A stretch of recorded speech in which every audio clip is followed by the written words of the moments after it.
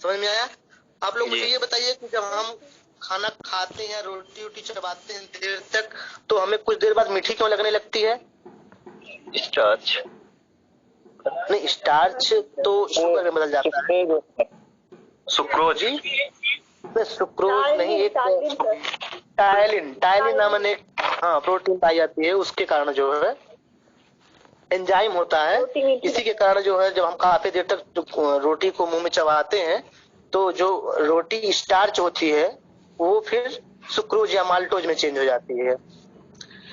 शरीर का वो कौन सा पार्ट है मुंह से लेकर के हमारे बड़ी आंत तक जहां पर पाचन नहीं होता है?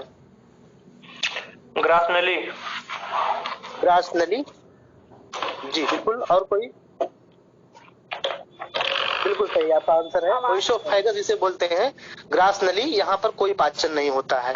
आप ये बताइए कि बच्चों में कौन सी वो हार्मोन्स है जो बच्चों में पाया जाता है लेकिन एडल्ट में आते आते वो लुप्त प्राय या वो इनएक्टिव हो जाता है? थाइमस ग्लैंड होता है, थाइमस ग्लैंड होता है जो उसके सीने पर पाई जाती है।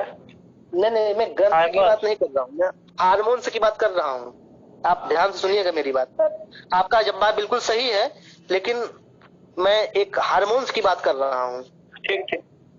हार्मोन में रेनिन होता है सर, रेनिन हार्मोन होता है, बिल्कुल सही है आपका जवाब है। रेनिन हार्मोन होता है जो कि बच्चों में जो एक्टिव होता है, एडल्ट में आते आते इनएक्टिव हो जाता है। इसीलिए क्योंकि बच्चे 6 महीने तक, जिनको हम बोलते हैं कि माँ का दूध दिया जाना चाहिए, तो माँ का दूध पीते हैं तो उनमें रेनिन हार्मोन एक्टिव होता है और वो दूध को डाइजेस्ट करने में काफी मदद करता है। हमारे शरीर में कुल कितनी प्रकार की लाल ग्रंथियां हैं?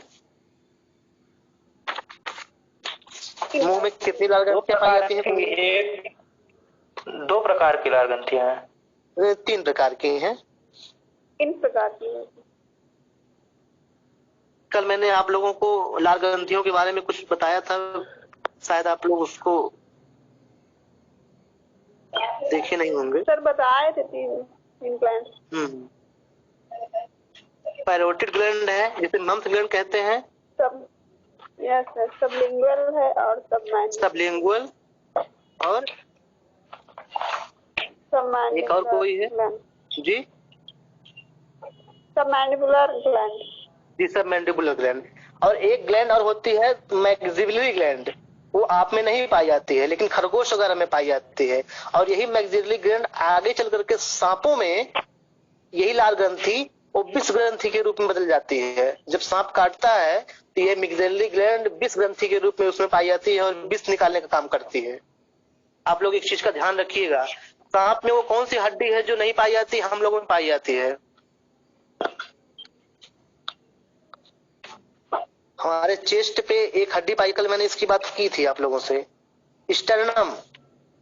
सांपों में नहीं पाई जाती, इसीलिए वो अपने मुंह से भी बड़ा से बड़ा जो है जानवर या आहार या कोई शिकार निगल लेते हैं तो उनकी हड्डी जो है नीचे चूंकि खुली होती है वो बैक नहीं होती, इसलिए हड्डी उनकी फैल जाती है और वो शिकार को आसानी से निगल लेते हैं और पूरे शरीर में उसको अंदर करते करते लेके चले जाते हैं, डाइजेस्ट कर देते हैं। चलिए, बहुत अच्छा आप लोगों ने का प्रयास है और इसी तरह से प्रयास बनाए रखिए। आते हैं हम आज श्वसन तंत्र पर बात करेंगे, रेस्पिरेटरी सिस्टम इंग्लिश में बोलते हैं इसको। तो आप लोग मुझे बताइएगा कि श्वसन तंत्र, श्वसन होता क्या है? जितने भी लोग जुड़े हैं कृपया मुझे बताएं, श्वसन कहते किसे हैं? सर, ऑक्सीजन लेते हैं और कार्बन जी, बहुत अच्छा प्रयास आपका है। ऑक्सीजन लेने की प्रक्रिया ही सर श्वसन हो गया। जी बिल्कुल बिल्कुल, अच्छा प्रयास। और कोई बताए? मैं 2 चीजें यहाँ पर कंफर्म करना चाहूंगा, श्वसन और सांस लेना।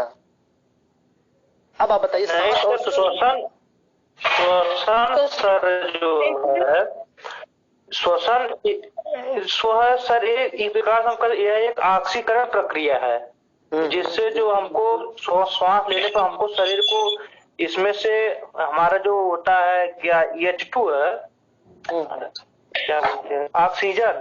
बिल्कुल बिल्कुल, बहुत बढ़िया, बहुत बढ़िया प्रयास। अर्थात सांस लेने से फिर ऑक्सीजन मिलेगा, उससे ऊर्जा प्राप्त करने की संपूर्ण क्रिया को श्वसन कहते हैं। जी बिल्कुल। और कोई? चलिए ठीक है, बहुत अच्छा आप लोगों का प्रयास। मैं इसको क्लियर करता हूं आप लोगों का।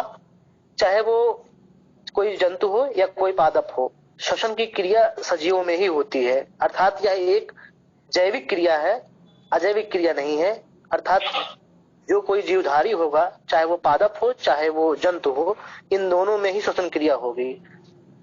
तो श्वसन क्रिया और सांस लेने दोनों में अंतर है। सांस लेने का मतलब ये है कि वायु से ऑक्सीजन प्राप्त करना और फिर वापस कार्बन डाइऑक्साइड बाहर निकालना। मतलब सांस लेने में ऑक्सीजन लेना और सांस छोड़ने में कार्बन डाइऑक्साइड को बाहर निकालना, ये हमारा सांस लेना हो गया। ये प्रक्रिया सांस लेने होती है। सांसों और इसमें क्या होता है कि फेफड़ों में, दूसरे शब्दों में हम कह सकते हैं कि फेफड़ों में शुद्ध वायु को भरना और फेफड़ों के द्वारा शरीर की अशुद्ध वायु को बाहर निकालना ही श्वास क्रिया होती है, अर्थात सांस लेना। जबकि श्वसन जो है, श्वसन क्रिया, ध्यान दीजिएगा आप लोग, सांस लेना और श्वसन में अंतर है। श्वसन क्रिया क्या है? श्वसन क्रिया में हम फेफड़ों से बाहर से ऑक्सीजन को प्राप्त करके और उस ऑक्सीजन को रुधिर से में, हमारी जो ब्लड है, हमारा जो रक्त है, उसमें से मिल करके लाल रक्त कणिकाओं के द्वारा उस ऑक्सीजन को हमारी कोशिकाओं तक पहुंचाना और कोशिकाओं में उस ऑक्सीजन का ग्लूकोज के साथ रिएक्शन करके हमारे शरीर को ऊर्जा, मूत्र के रूप में जल निकालना तथा कार्बन डाइऑक्साइड की उत्पत्ति और उस कार्बन डाइऑक्साइड को पुनः फेफड़े के द्वारा बाहर निकालने, इस संपूर्ण प्रक्रिया को श्वसन कहते हैं। समझ में आया आप लोगों को? जी समझ में आया आप लोगों को? सर एक बार रिपीट कर दीजिए। देखिए, श्वसन का मतलब ये है, सॉरी, सांस लेने का मतलब ये, सांस लेने का मतलब हम केवल बाहर से सांस अंदर लिए और फिर सांस को छोड़े, इसे कहते हैं ना सांस लेना। तो सांस लेने मतलब सांस हम बाहर से ले रहे हैं हवा, फिर उसके बाद अंदर से हवा हम बाहर निकाल रहे हैं। ये सारी प्रक्रिया सांस लेने के अंतर्गत आती है। बस यही इतना। जबकि श्वसन एक पूरी प्रकार से यह एक जो है, ये एक समझ लीजिए कि रासायनिक क्रिया पूरी हो गई। रासायनिक क्रिया के हिसाब से का मतलब क्या है कि हम बाहर से ऑक्सीजन युक्त वायु को अंदर लेना, हमारे जितनी वायुमंडल में 78% नाइट्रोजन है, 21% ऑक्सीजन है, 0.03% कार्बन डाइऑक्साइड है, इसी तरह से 0 पॉइंट में अदर गैसें हैं, नियान वगैरह हैं। तो हम बाहर से जो गैसों का परसेंटेज है वो पूरा अपने शरीर में लेते हैं। अगर 78% नाइट्रोजन है तो 78% नाइट्रोजन के रूप में अंदर लेंगे, 21% ऑक्सीजन है तो 21% ऑक्सीजन लेंगे, 0.03% कार्बन डाइऑक्साइड है तो उसको ले लेंगे हम।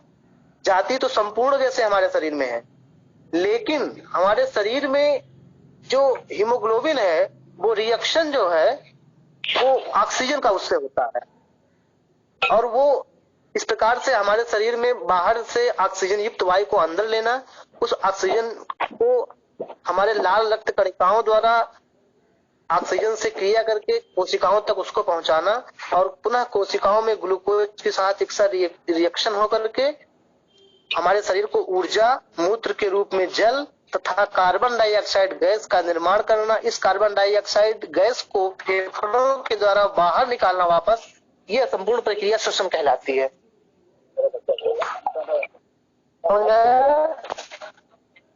जी सर। जी सर।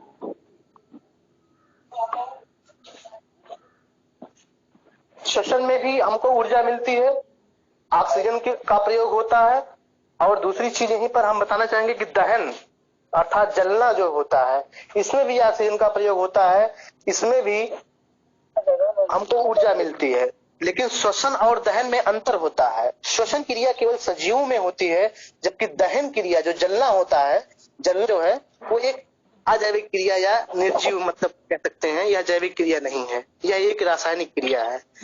हालांकि ऊर्जा दोनों में मुक्त होती है, लेकिन दहन में ऊर्जा एक साथ मुक्त हो जाती है, एकाएक ढेर सारी ऊर्जा एक साथ निकल जाती है, जबकि श्वसन में ऊर्जा धीरे धीरे हम सांस लेते रहते हैं, धीरे धीरे ऑक्सीजन युक्त वायु हमारे ग्लूकोज से रिएक्शन करती रहती है और हमको ऊर्जा धीरे धीरे मिलती रहती है। मतलब हमारे शरीर को जितनी आवश्यकता होती है उसी हिसाब से हम ऊर्जा प्राप्त करते रहते हैं। इसीलिए कभी कभी आप देखते होंगे जब से हम दौड़ते हैं तो दौड़ने में हमको ज्यादा ऊर्जा की आवश्यकता होती है तो हम हांफने लगते हैं, अर्थात हम ऑक्सीजन युक्त वायु को बाहर से तेजी से अंदर लेते हैं और तेजी से जितना ऑक्सीजन अंदर लेंगे उतनी ही तेजी मात्रा से हमारे शरीर की कोशिकाओं का जो ग्लूकोज है वो ऑक्सीजन से क्रिया करके वहां से रिएक्शन करके हमको ऊर्जा देगा। तो उसी प्रकार हम देखते हैं उनको पसीना भी उस समय आने लगता है। इस प्रकार से इसीलिए कभी कभी देखिए बाबा रामदेव कहते हैं कि सांस लेना, अनुलोम विलोम करना। अनुलोम विलोम करने का मतलब क्या है कि हम बाहर से ऑक्सीजन युक्त वायु को जितना ज्यादा शरीर में एब्जॉर्ब करेंगे उतना ही ज्यादा हमको ऊर्जा मिलेगी। इसीलिए इन सब का जो इनका अपना श्वास का जितने भी इनके व्यायाम कराते हैं, प्राणायाम कराते हैं, प्राणों का आयाम, अर्थात प्राण क्या है, प्राण मतलब वायु, ऑक्सीजन, ऑक्सीजन ही तो हमारा प्राण है। उस प्राण वायु का प्राणायाम, उसको एक आयाम देना, उसको एक निश्चित तरीके से व्यवस्थित तरीके से शरीर में लेना ताकि हमको मैक्सिमम ऊर्जा की प्राप्ति हो सके, यही एक प्राणायाम है। चलिए समझ में आ रहा आप लोगों को? जी सर। जी बताते रहिएगा। हेलो जी सर, आ रही है आपकी आवाज। हाँ आप लोगों को मेरी बात समझ में आ रही है ना? Yes sir. हाँ, मतलब देखिए रिफ्लेक्स एक्शन आना चाहिए उधर से। जब तक आप लोग प्रत्युत्तर नहीं देंगे तब तक हम लोगों का मनोबल उतना नहीं बढ़ेगा, और जब लगेगा आप लोगों को मेरी बात समझ में आएगी तो हम लोगों का भी जोश और उत्साह बढ़ेगा कि आप लोगों की हम लोगों का मेहनत सफल हो रहा है, सार्थक हो रहा है। चलिए आज हम आगे शुरू करते हैं। श्वसन क्रिया के अंग, श्वसन क्रिया कैसे हमारे अंगों में होती है, तो इसके लिए हमारे शरीर में विभिन्न प्रकार के अंग आप देख ही रहे होंगे। सबसे पहले नाक, हमारी नासिका या नासा द्वार, नाक का द्वार देख रहे होंगे। ये हमारा नाक वास्तव में ऊपर आप अगर टच करेंगे नाक पे तो यह एक कार्टिलेज का बना हुआ। कार्टिलेज का अर्थ ये है कि जैसे आपकी हड्डी और हड्डी के अलावा आपका एक हड्डी से मुलायम एक दूसरा पदार्थ होता है कार्टिलेज। हालांकि बोल से हमने इसका शायद इसका हमने डिस्कशन नहीं किया था, तो वहां पे कार्टिलेज आपको बताना था। कार्टिलेज एक ऐसी चीज है कि ना तो वो मांस है ना पूरी तरह से, ना वो हड्डी है, लेकिन वो उसका आकार फिक्स होता है। जैसे आप देखिए नाक का शेप साइज कभी बंद नहीं होता है क्योंकि वो कार्टिलेज का बना होता है। इसी तरह से कान का नीचे का पार्ट जहाँ औरतें कुंडल वगैरह पहनती हैं वो देखिए कभी सिकुड़ता नहीं है क्योंकि वो कार्टिलेज का बना होता है। आपके पैर की एड़ी का निचला भाग एकदम पैर की एड़ी से निचला भाग वो देखिए कभी वो सिकुड़ता नहीं है क्योंकि वो कार्टिलेज का है। क्योंकि ये सब चीजें अगर ये बोन्स होती तो इसमें टूट फूट ज्यादा हो जाती, नाक हमारी कहीं भी मान लीजिए टच हो गई तो अपने आप मुड़ जाती है। इसलिए जो है ये कार्टिलेज की बनी हुई है ताकि इसमें जो है दोनों हमारा नासाद्वार आपस में चिपके ना और बंद ना हो। कार्टिलेज का बना होने से हमारे शरीर को इसका फायदा मिलता है। जी, पहला है नासाद्वार, दूसरा है नेजल कैविटी। नेजल कैविटी का तात्पर्य आप लोग स्क्रीन पे देख रहे होंगे।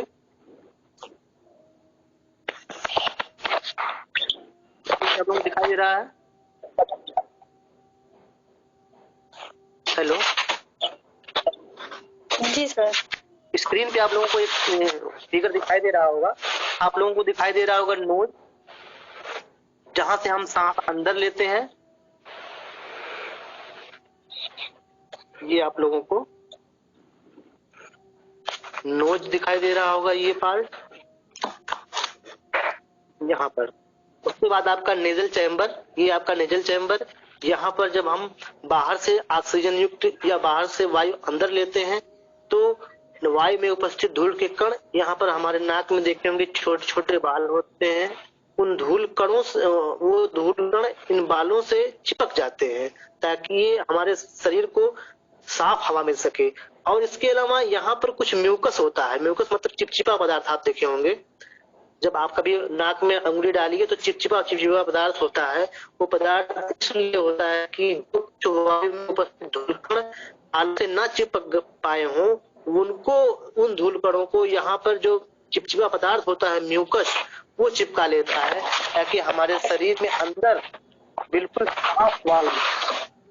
उसके बाद आप अगला दूसरा भाग होता है फेरिंग्स। फेरिंग्स आपका ये पार्ट है, यहाँ पर आप देखिए ये पार्ट आपका फेरिंग्स का पार्ट है। आप लोगों को स्क्रीन शेयर हो रही दिख रही है, दिख रहा होगा यह पार्ट जहां से मैं इंडिकेट कर रहा हूँ। ये पार्ट आपका फेरिंग्स है। यहाँ पर आपके फेरिंग्स एक बहुत ही इंपॉर्टेंट पार्ट है, क्योंकि यहाँ मुख से आने वाला भोजन और यहाँ नाक से आने वाला हवा, ये दोनों यहाँ पर मिक्स होते हैं। मिक्स का मतलब दोनों ही चीजें इस जगह पर आती हैं और इसके पश्चात ही यहाँ से हमारे जो रिस्पायरेटरी सिस्टम है अर्थात सांस की नली और मुख भोजन की नली, यही से दोनों अलग होती है। तो ग्रसनी जो है हमारा, जो फेरिंग्स है, वो एक कनेक्टिंग लिंक है दोनों का। यहीं से देखिए आपके पीछे ये पार्ट आपका भोजन का पार्ट हो जाता है और ये पार्ट आपका रिस्पायरेटरी सिस्टम का पार्ट हो जाता है। यहीं से आपका रिस्पायरेशन प्रक्रिया अलग हो जाती है। तीसरा, आप अब यहीं पर आप ये देख रहे होंगे, ये लिखा है लैरिंग्स। लैरिंग्स का मतलब आपका ये पोर्शन, यहाँ से आपकी स्वर तंत्र है, आवाज यहाँ से निकलती है। हवा अब फेरिंग्स से होते हुए आपके लैरिंग्स में आएगी। यहाँ पे आपका साउंड बॉक्स होता है, प्रोडक्शन, जिसे कहते हैं लैरिंग्स। आप लोग नोट भी कर सकते हैं कि हमारे शरीर में आवाज उत्पन्न करने वाला वो जो अंग है उसे लैरिंग्स या कंठ बोलते हैं। यहीं से आपका आवाज उत्पन्न होता है। उसके बाद आपकी जो हवा है, ये हवा ट्रैकिया में नीचे आएगी। आपका ये दिख रहा होगा ट्रैकिया, देखिए यहाँ पर तीर से इंडिकेट किया गया, ये नली ट्रैकिया की नली है। ये ट्रैकिया जो है लगभग 5 सेंटीमीटर लंबी होती है और लगभग 2.5 सेंटीमीटर चौड़ी होती है। अब ये ट्रैकिया जो है यहाँ लैरिंग्स में ऊपर जहां से खुलती है, जहां से जुड़ी हुई है लैरिंग्स से, यहीं पर आपका ग्लॉटिस और इपीग्लॉटिस, कल किसी सज्जन भाई ने हमसे पूछ रहे थे आखिर हम उस उनकी बात समझ नहीं पाए थे। तो ग्लॉटिस और इपीग्लॉटिस होता है। ग्लॉटिस वो चीज होता है जहां से ट्रैकिया इस लैरिंग्स से जुड़ा हुआ है, नीचे जिस क्षेत्र से जुड़ा हुआ है उसको ग्लॉटिस बोलते हैं। और इपीग्लॉटिस वो है जैसे आपकी घाटी, जिसे आप बोलते होंगे घाटी। Hello, yes sir. घाटी आप बोलते होंगे, तो घाटी वो है जैसे वही आपका, जब आप सांस लेते हैं तो वो खुल जाती है और सांस अंदर चली आती है। और सॉरी मैं कुछ और बोल गया। जैसे जब सांस लेते हैं भोजन करते समय आपको क्या होता है कि वो नली आपकी बंद हो जाएगी, आपका जो भोजन है वो सांस नली में ना आ पाए, यहाँ पर ग्लॉटिस होगा।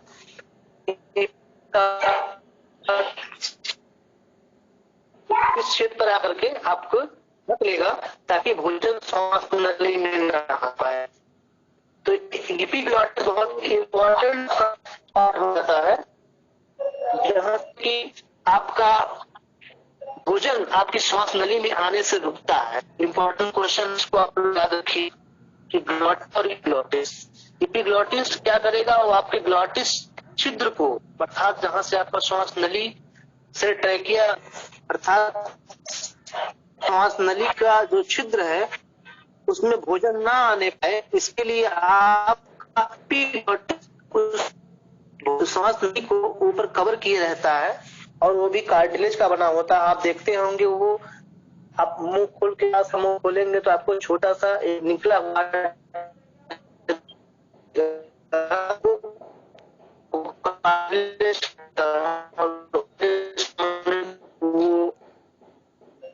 आवाज नहीं आ रही। क्या होता सर आवाज नहीं आ रही है। सर नेटवर्क सही नहीं है।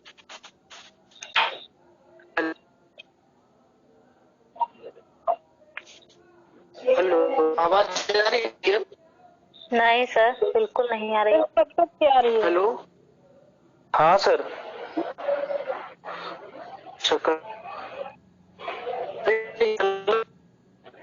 नेटवर्क सर नहीं सही। नहीं सर, आ रही है अच्छे से आवाज। कहाँ अच्छे से आ रही है भाई, आवाज आ ही नहीं रही।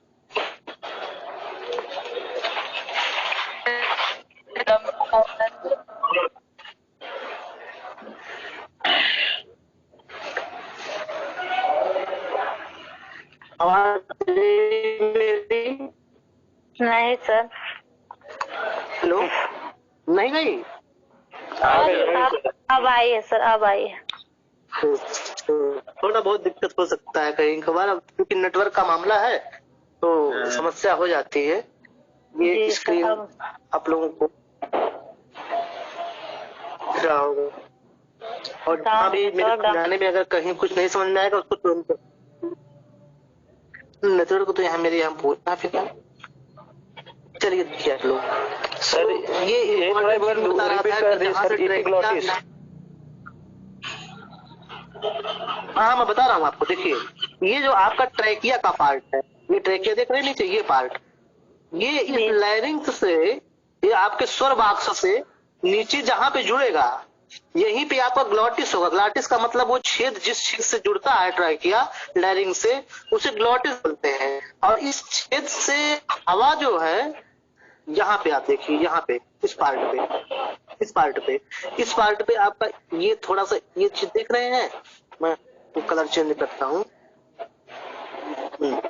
ये चीज आप देख रहे होंगे, ये हल्का सा, यही क्या करता है आपके इस क्षेत्र पे, ग्लॉटिस क्षेत्र पे आकर के ढक लेता है, एपिग्लॉटिस। इसीलिए जो भोजन है वो हमारे श्वास नली में नहीं आ पाता है। एपिग्लॉटिस, ग्लॉटिस अर्थात ग्लॉटिस वो छेद है जहां से हवा हमारी श्वास नली में एंटर करती है लैरिंग से होते हुए। तो एपिग्लॉटिस ग्लॉटिस के ऊपर आके ढक देगा, अर्थात हवा अब भोजन हमारी श्वास नली में नहीं आ पाएगा। और जैसे ही हम भोजन खाना बंद कर देते हैं, पुनः ये वापस खुल जाता है और हम सांस लेना प्रारंभ कर देते हैं। इसलिए भोजन करना और सांस लेना दोनों प्रक्रिया एक साथ नहीं हो सकती।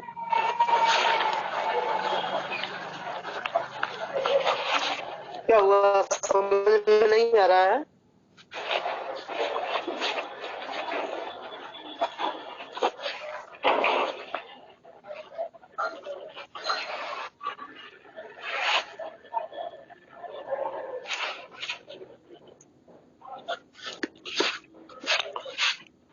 समझ में नहीं आ रहा आप लोगों को? आ रहा सर। आ रहा है। हेलो, आ रहा है? अच्छा, मैं एक ये देखिए,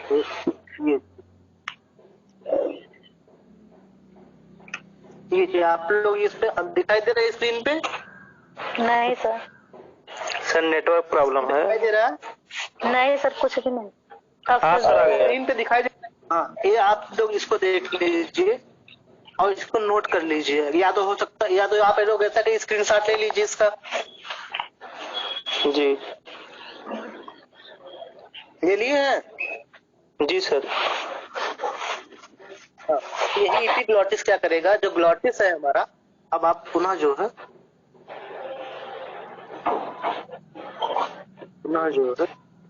आप अपने इस पे आ जाइए।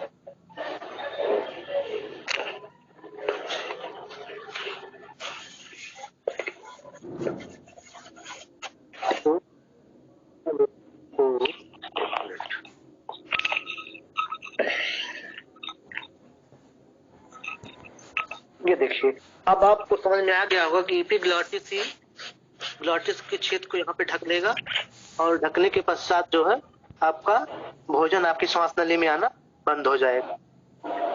अब हम नीचे आते हैं ट्रैकिया पर। ट्रैकिया पे आप देख रहे होंगे, आवाज आ रही है ना मेरी?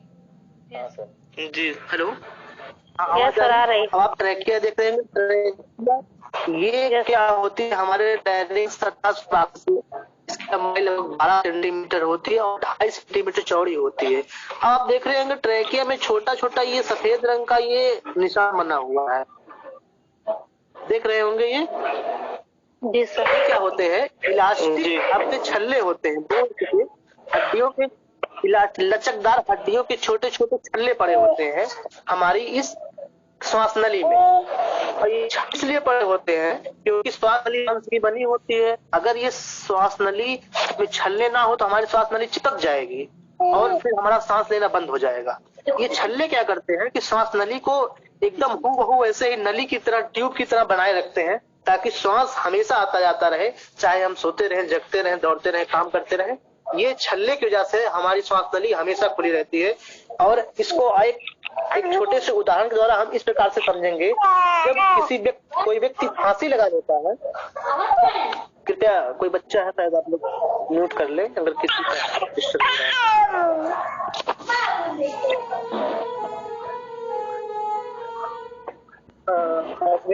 देखिए, जब कोई व्यक्ति फांसी लगाता है तो ये जो ये लचकदार आपके हड्डियों के छल्ले छोटे छोटे हैं, ये छल्ले टूट जाते हैं और जब टूट जाते हैं तो ये सांस नली क्या होती है, वो पिचक जाएगी और जब पिचक जाएगी तो सांस लेना बंद हो जाएगा और फिर हमारा सांस लेना बंद और आदमी क्या होता है, धीरे धीरे उसकी कुछ देर बाद मृत्यु हो जाती है। तो जब डॉक्टर के पास हम ले जाते हैं उस व्यक्ति को पोस्टमार्टम में, तो पोस्टमार्टम ये चेक होता है। आपने पेपर में भी पढ़ा होगा कि पोस्टमार्टम में गले की हड्डी टूटी हुई पाई गई, अर्थात ये जो इलास्टिक रिंग्स हैं ये रिंग्स टूट जाती हैं। जो व्यक्ति फांसी लगाता है जब टूट जाएगी तो उसका जो है सांस नली काम करना बंद कर देगी और वो व्यक्ति कुछ देर में मर जाएगा। आगे आते हैं हम, ये आपकी ट्रेकिया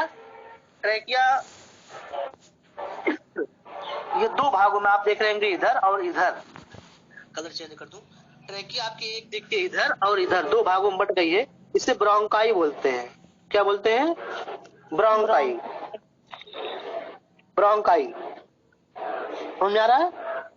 अब ये ब्रोंकाई आप देखिए, आगे देखिए, ये ब्रोंकाई आगे कई ब्रोंक्यूल्स में चेंज हो जा रही है। देख रहे होंगे आप, जैसे आप ये जो किसी पक्षी उच्छी का पैर आप देखिए इस तरह से निकली हुई है ना, ये ब्रोंक्यूल्स में आगे चल करके ब्रोंकाई चेंज हो जाएगी।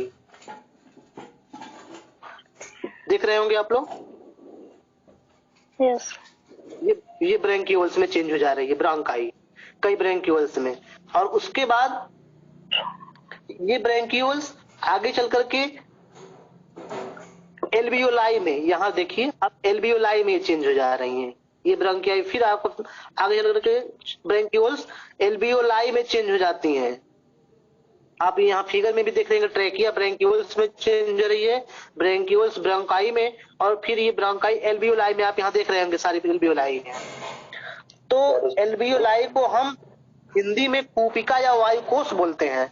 अब आप देख लीजिए कि इस फेफड़े में, ये जो आपका फेफड़ा एक तरफ का, इस फेफड़े में लगभग एक फेफड़े में 15 करोड़ एल्वियोलाई पाई जाती हैं, कोशिकाएं, जिसमें कि हमारी हवा आकर के बढ़ती है। एक फेफड़े में लगभग 15 करोड़, अर्थात कि दोनों फेफड़े मिला करके लगभग 30 करोड़ एल्वियोलाई अर्थात कोशिका या वायुकोश पाए जाते हैं। इसी में आकर के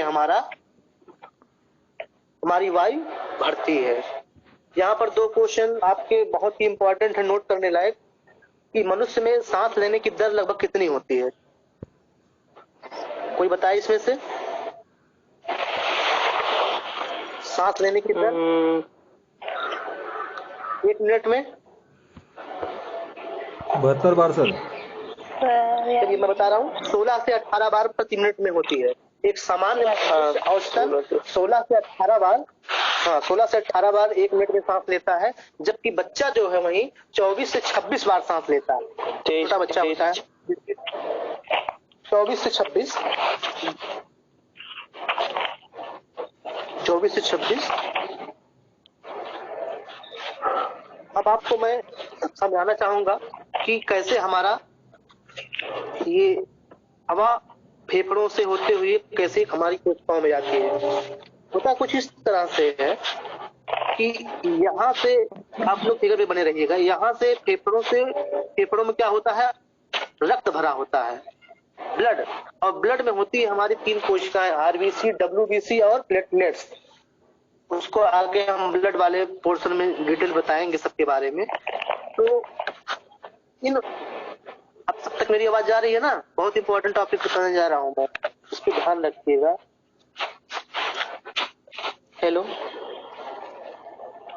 हेलो जी सर। आवाज जा रही है मेरी आप सब तक?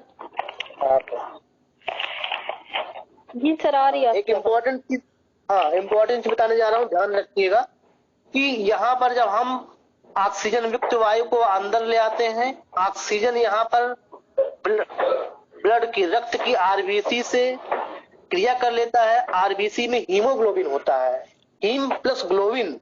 हीम आपका तत्व है, लौह तत्व है, और ग्लोबिन आपका प्रोटीन है।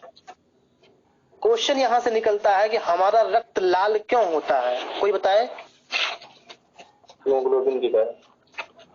हीमोग्लोबिन के कारण, जी बिल्कुल हीमोग्लोबिन के कारण। लेकिन अगर हम उसमें भी पूछे तो रुधिर कणिका, रक्त जो है, हाँ रक्त हमारा लाल क्यों होता है? लाल रक्त कणिका, नहीं लाल रक्त कणिका हीमोग्लोबिन के कारण। लेकिन उसमें जब और अंदर जाएंगे तो रक्त जो हमारा है वो केवल हीम अर्थात आयरन अर्थात लोहे के कारण लाल होता है, उसमें लौह तत्व पाया जाता है, इसीलिए रक्त हमारा लाल होता है। और जो ग्लोबिन है वो तो प्रोटीन है, वो केवल ग्लोबिन प्रोटीन है। अर्थात कुल मिलाकर के आपके यहाँ क्वेश्चन नहीं आएगा कि रक्त लाल क्यों होता है, तो हीमोग्लोबिन के कारण होता है, लेकिन उसमें मेन भूमिका हीम की होती है अर्थात लौह तत्व की। इसीलिए जब किसी को रक्त की कमी हो जाती है या हीमोग्लोबिन की कमी हो जाती है तो डॉक्टर कहते हैं कि आप आयरन की गोलियां लेना शुरू करिए। या फिर जो प्रेग्नेंट लेडीज हैं, या फिर जो जिसको मतलब डिलीवरी जब महिलाओं की हो जाती है, बच्चा पैदा होता है, उस समय रक्त की कमी होती है, तो डॉक्टर उसको सलाह देते हैं कि हरे पत्तेदार सब्जियां, फल, दूध, आयरन युक्त गोलियां लेनी चाहिए। अर्थात आयरन से युक्त प्रचुर मात्रा में भोजन करना चाहिए। वो आयरन क्या करेगा, आपके शरीर में लाल रक्त कणिकाओं को बढ़ाएगा, और लाल रक्त कणिकाएं वो अब हम प्रयोग में बताने जा रहे हैं कैसे प्रयोग होता है। वो लाल रक्त कणिकाएं यहाँ के ऑक्सीजन से रिएक्शन करेंगी, और जब ऑक्सीजन हीमोग्लोबिन से रिएक्शन करेगा तो वो ऑक्सी हीमोग्लोबिन हो जाएगा। ऑक्सीजन हीमोग्लोबिन से जब रिएक्शन करेगा ऑक्सी हीमोग्लोबिन के रूप में हो जाएगा, और फिर ये रक्त हमारे शरीर के विभिन्न अंगों से होते हुए, विभिन्न ऊतकों से होते हुए हमारी कोशिकाओं में जाता है। और कल मैं आपको बताया था कि हम जो भोजन खाते हैं वो हमारी आंत की नली द्वारा अवशोषित होकर के हमारे रक्त में जाता है, और रक्त हमारे भोजन में उपस्थित जो ग्लूकोज है जो सोख करके लाया है उसको कोशिका तक ले जाता है, और रक्त यहीं से हमारे ऑक्सीजन को सोख करके हमारी कोशिका तक ले जाता है। इस प्रकार से कोशिका में हमारा भोजन भी पहुंचा है, अवशोषित होकर अर्थात ग्लूकोज भी पहुंचा है, और यहीं से कोशिका में हमारा ऑक्सीजन भी ब्लड के द्वारा जाएगा। अब उस कोशिका में ग्लूकोज ऑक्सीजन के द्वारा रिएक्शन करेगा, अर्थात कोशिका में ग्लूकोज का दहन होगा ग्लूकोज का, और ग्लूकोज के दहन के फलस्वरूप हमारे शरीर को ऊर्जा मिलेगी और हुआ। और इस ट्रैकिया के द्वारा फिर ये लैरिंग्स फैरिंग्स से होता हुआ, फिर ये नासाद्वार से होता हुआ, फिर ये नाक के द्वारा बाहर निकल जाता है। इस प्रकार से ये पूरी प्रक्रिया होती है और हमको ऊर्जा मिलती है। इसीलिए बाबा रामदेव वगैरह भी कहते हैं कि भाई सांस को अंदर तक खींचिए और बाहर निकालिए। ज्यादा से ज्यादा जब ऑक्सीजन मिलेगा तो शरीर में उपस्थित ग्लूकोज का ज्यादा से ज्यादा दहन होगा, उसका उपयोग होगा, और उसको ज्यादा से ज्यादा ऊर्जा मिलेगी। सर इसी पूरी प्रक्रिया को सर क्रिप्स चक्र भी बोलते हैं क्या? नहीं, क्रेब्स चक्र जो है वो क्रेब्स चक्र आगे चल करके, हाँ समझ में आ रहा आपकी बात। क्रेब्स चक्र जो है वो ऑक्सीजन की उपस्थिति में, ये जो पूरी प्रक्रिया ये श्वसन प्रक्रिया है आपकी। ये जो पूरी प्रक्रिया उन्होंने बताया है ये श्वसन प्रक्रिया है। और जो क्रेब्स चक्र ग्लाइकोलाइसिस और ईटीएस इलेक्ट्रॉन ट्रांसपोर्ट सिस्टम है वो आपकी ये अंदर की चीजें हैं, आपकी चीजें यहाँ से नहीं पूछी जाए। क्रेब्स चक्र जो होगा वो आपके माइटोकॉन्ड्रिया के अंदर होगा। जो हमारी कोशिका है, कोशिका में माइटोकॉन्ड्रिया है, उस माइटोकॉन्ड्रिया के अंदर ऑक्सीजन की उपस्थिति में क्रेब्स चक्र होगा। वहां पर क्योंकि ये जो ग्लूकोज टूट रहा है, ग्लूकोज बनेगा पायरूविक एसिड में चेंज होगा। पायरूविक एसिड फिर हमारे माइटोकॉन्ड्रिया में जाएगा, वहां पे क्रेब्स साइकिल चलेगी, वहां से कुछ ऊर्जा मिलेगी। फिर जो बची बचाई है वो ईटीएस इलेक्ट्रॉन ट्रांसपोर्ट सिस्टम में जाएगा, वो माइटोकॉन्ड्रिया की क्रिस्टी पे आगे चल करके वहां से होगा। तो वो अंदर की चीज जो वहां से आपका नहीं आएगा। हाँ, एक क्वेश्चन यहाँ पे ये आ सकता है कि शरीर का पावर हाउस, सॉरी कोशिका का पावर हाउस किसे कहते हैं? तो आप लोग जानते ही होंगे, माइटोकॉन्ड्रिया। क्योंकि हमारे शरीर में जो कोशिका में जो ऊर्जा उत्पन्न होगी वो माइटोकॉन्ड्रिया में स्टोर कर ली जाएगी और फिर धीरे धीरे हमारे शरीर को जितनी मात्रा में ऊर्जा की आवश्यकता होगी उतनी मात्रा में ऊर्जा वो देता रहेगा। ठीक है, तो आज की क्लास यहीं तक। आज मुझे काफी दूर की यात्रा भी करनी है, लगभग 50-60 किलोमीटर भी जाना भी है, तो पूरा हो रहा है, इसलिए मैं थोड़ा सा आज क्लास जल्दी खत्म करना चाहूंगा। अगर किसी को इसमें कुछ पूछना है, कुछ समस्या है, तो वो मुझसे पूछ सकता है। सर यहाँ पे एक क्वेश्चन बनता है, इसका जो नॉर्मली मनुष्य, एक सामान्य मनुष्य जो सांस जो है 16 से 18 बार, सर यहाँ से एक क्वेश्चन, सोते वक्त आदमी जो है 1 मिनट में कितनी बार सांस लेता है? जी 12 बार 12 बार सांस लेगा वो। ठीक सर। सोते समय हमारे सांस की दर कुछ घट जाती है, क्योंकि कुछ हमारी जैविक क्रिया, जैसे आंख हमारी बंद हो जाती है, हमारा थोड़ा सा माइंड सोचने की क्षमता उसमें सेटल हो जाती है। ठीक है, कुछ ऐसी चीजें हैं जो कि कम काम करती हैं, तो ऊर्जा की आवश्यकता भी थोड़ी कम होती है, इसलिए हमारे सांस लेने की दर धीमी हो जाती है और चलने फिरने में भी हमारी ऊर्जा नहीं लगती है। इस प्रकार से वो रेट घट करके 12 तक आ जाती है। सर और किसी को कोई सर ये सर स्वस्थ मनुष्य का हृदय सर एक दिन में कितना बार धड़कता है? स्वस्थ मनुष्य एक दिन में 1 मिनट में बात सर, दिन की तो पूरा आपका। हाँ सर, 1 मिनट में नॉर्मली 72 बार धड़कता है। सर एक दिन में 72 बार है सर, एक दिन में 1 लाख। अरे भाई गुणा कर लीजिए उसमें, गुणा कर लीजिए आप, एक मिनट के हिसाब से गुणा कर लीजिए। ऐसा कोई दिल का तो क्वेश्चन नहीं आता फिलहाल, गुणा कर लीजिए, हिसाब से आता है। मिनट निकाल गुणा कर लीजिए आप कर सकती है जी। नहीं, आप